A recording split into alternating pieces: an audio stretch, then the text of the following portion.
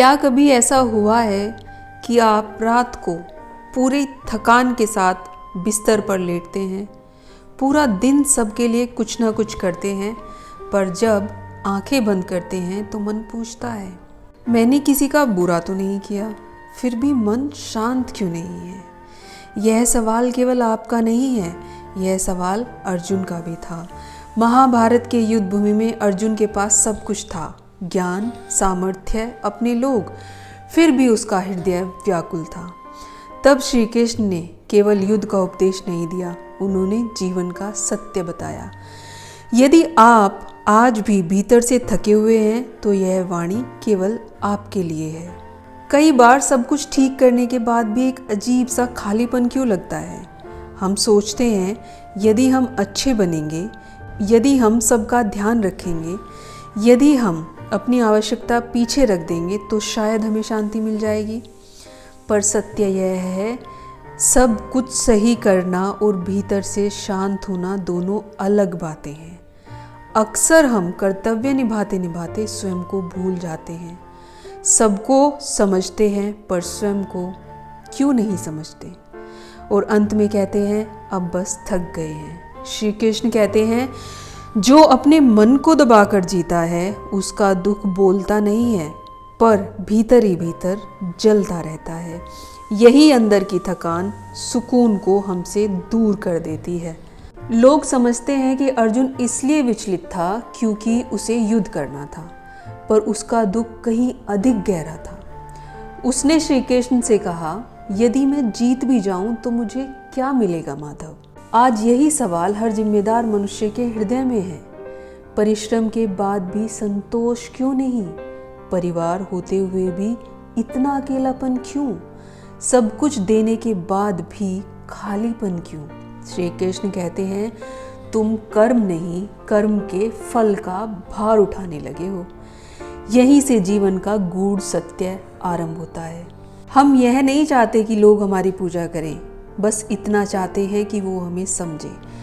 पर जब समझ नहीं मिलती तो मन चुप हो जाता है। श्री कृष्ण कहते हैं जब तुम अपने कर्म का फल लोगों से मांगते हो तब उन्हें ईश्वर बना देते हो, और जब वे ईश्वर जैसा आचरण नहीं करते तो दिल टूट जाता है।